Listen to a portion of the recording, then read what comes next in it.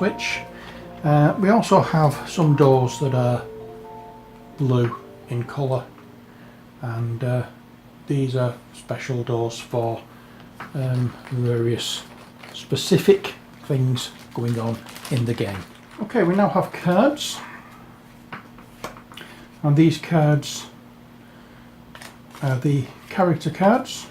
Oops, no then, I've got that one all mixed up and out of position. Where are you? Right, I know why, because he's on my painting table to be painted, so I will put that back to one side and we will work with this one of Sarah. You have two cards. One that gives you your basic stats and your actions and your health. I'm just looking to what your basic stats are first of all, what these symbols mean. Okay, here we are. So starting from here, this book shows you how many dice you need to roll to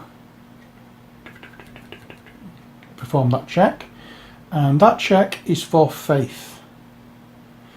This one with the brain is your mind stat, and it shows the number of dice you roll for mind tests. And the one that looks like a running man, rather angular running man, is your agility check stat, and it also shows the number of dice you need to roll in order to test your agility. At the bottom you get your action, and this says once per turn, if you are in an area with another hunter, either you or that hunter heals one wound. They aren't all the same, each one has different. Next we have our what is it called, this game? The basic weapons card. Okay, so this starts off at the top with the character's name. So this is for Sarah's character. Each of the hunters will get one of these.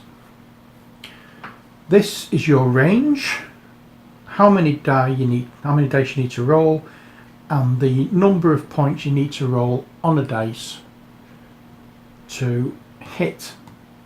So on this one, it's close combat. You have to be in the same area, not directly next to it, but just in the same area. You need to roll 3 dice, and any rolls that are 5 or 6s will hit. If you have 3, and this is for the wooden stake, if you have 3 fate tokens, you can roll the attack dice once and apply the hits to all vampires in the area, and that's, you need to spend 3 fate. For the crossbow, which is her second weapon, it has a range of 1 to 3. So if you remember the little faint white line dividing the doors, dividing the rooms, you need to be either in the the vampire you're shooting cannot be in the same area as you. They have to be between 1, 2 or 3 areas away. Again, you have to have line of sight, so remember about the stairs in the dead centre of the room. If you can trace a line between, you can see. You roll 3 dice, and any dice that are rolled 4, 5 or 6 will cause damage. So that is that. Next we have the information or player information cards. So on this side we start off, I've got 4 of these. We start off with the hunter actions. So you get 3 actions per turn. You can activate a lever, attack, drop something, pick something up, search, activate the extractor, which you don't do in the first mission. You can dig yourself free of a cave-in, You can move, you get 2 points of movement per action, so you can move 2 areas, or you can trade equipment with another one of your hunters. You have 3 actions, so you can relocate Pete, who is holding the extractor, and you can take the harpoon. Haven't seen a harpoon in the cards, but there is another card to do with Pete, so perhaps this is an old print, an old card from the original run, and they've just not changed that bit. Next we have turned hunter actions. So if you've now been bitten by a vampire and you're turned, the 4 actions you can do: activate lever, bite captives, attack and move. Then you've got your move action that generates 2 movement points. So you can move 1 area for 1 movement point, and you can open 1 door for 1 movement point, or you can move 2 areas for 2 movement points. Now for the 2 times you, of the day, of the round, of the game, daytime and nighttime. In day, hunters play before turned hunters. You activate a hunter and take 3 actions, and then the hunter draws a day activation card. We were playing this wrong on Halloween. We were doing the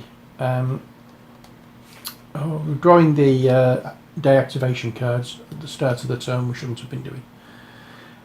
So things may have changed if we'd have watched what we were doing, but I got things wrong. And then for the night time, the turned hunters play before the hunters. So a hunter draws a night activation card, and then the hunter is activated and takes his 3 actions. So we're basically playing this as though it was night time all the time, and we shouldn't have been doing, but never mind, never mind.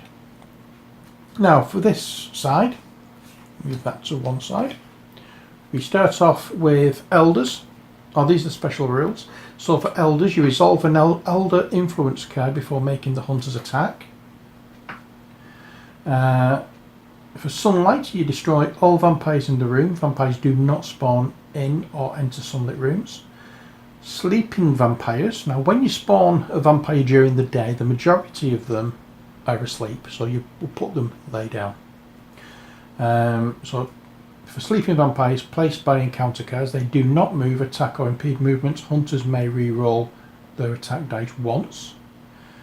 Waking up vampires, so when you've failed an attack or you've used a noisy weapon, vampires that move into the room, non-encounter card spawn vampires that are awake, and this wakes all vampires in the room. So basically, if you attack and you fail to cause any injury, or you use a noisy weapon, or a vampire moves into the room, or a non-encounter card spawns a vampire that are awake, because certain vampires do spawn awake and certain vampires are day walkers.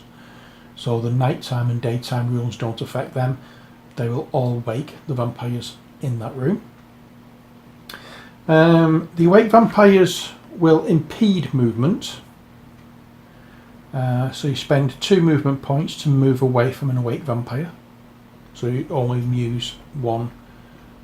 So for 1 movement, you use both of your movement points. And the awakening.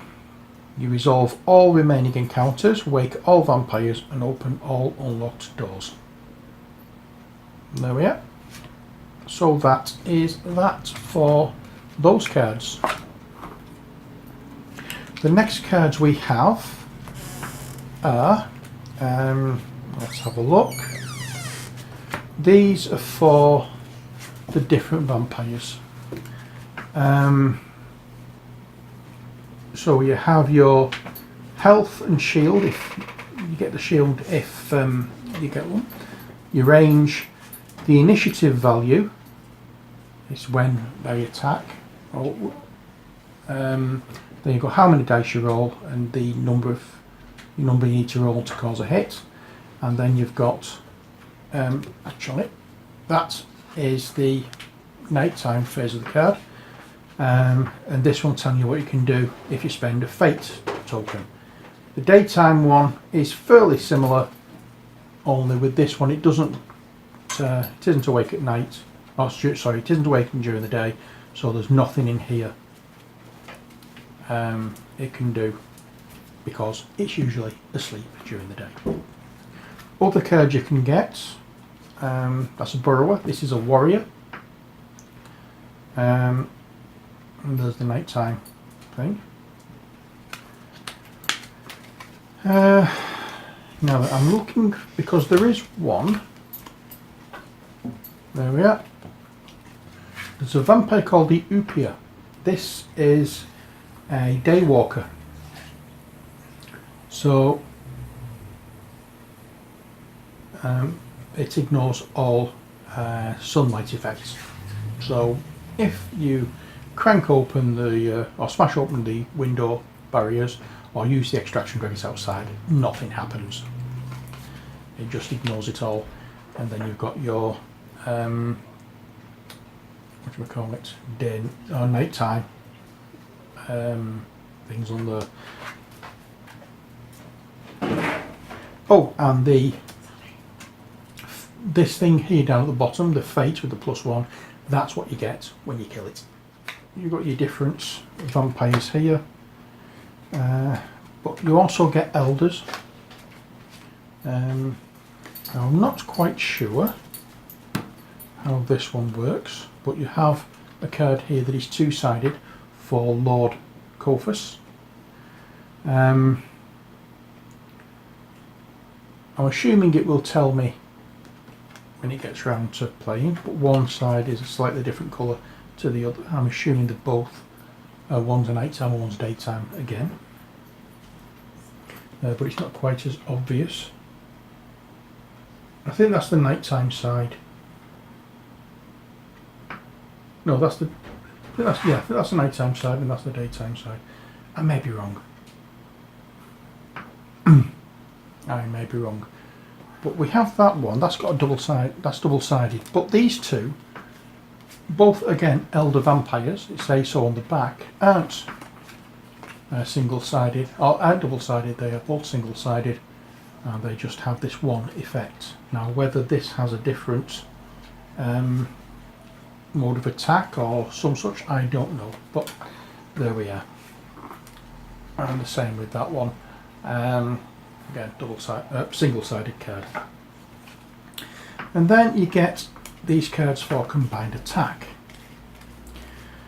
If you are in or next to a vampire hunter, you could decide to do a combined attack, and if you do that, you turn one of the cards, and it tells you what happens. It tells you how much it costs, it tells you your reward and the penalty for failure. So in this case it's a double melee, so it tells you how you go about performing it, pay your cost, and tells you your reward or your penalty if you fail. There is that one. The green ones are for hunters, and you get a red deck, and they are for turned hunters, so it's exactly the same thing. It tells you what it is. In this case it's hold and back. It tells you cost and the penalty for failure. Well, there you are. That's the large cards. Next we're going to look at the smaller cards, but how long have we been doing this video? 44 minutes. I think we've gone a little bit long on this, so what I'm going to do is I'm going to end this video here, and when we come back we're going to go through the rules, the basic rules of how to play, and what's the word I'm looking for? We'll go through the basic rules on how to play, and then we will make a start and play the first mission in its entirety. Now we have, as I say, I am going to set it out as we are doing a campaign.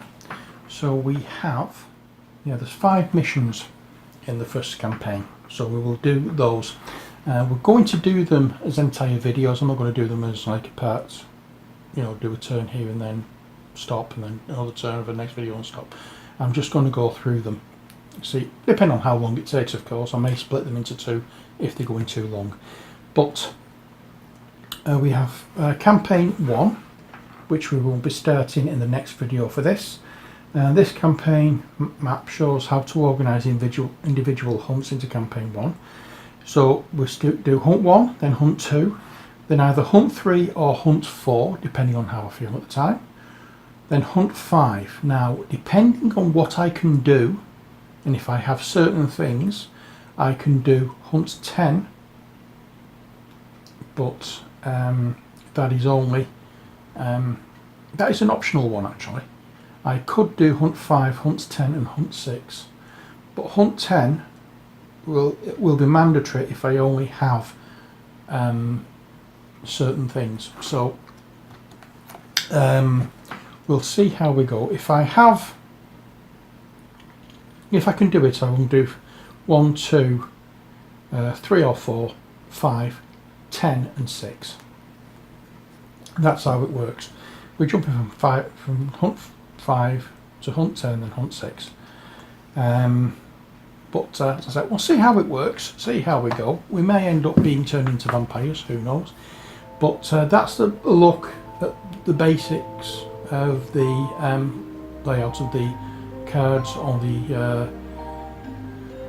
tokens, the boards, and this, that and the other. So hopefully you'll have a good idea of what to expect as we come along and start playing next time Vampire Hunters. Until then, take care, God bless, and bye for now.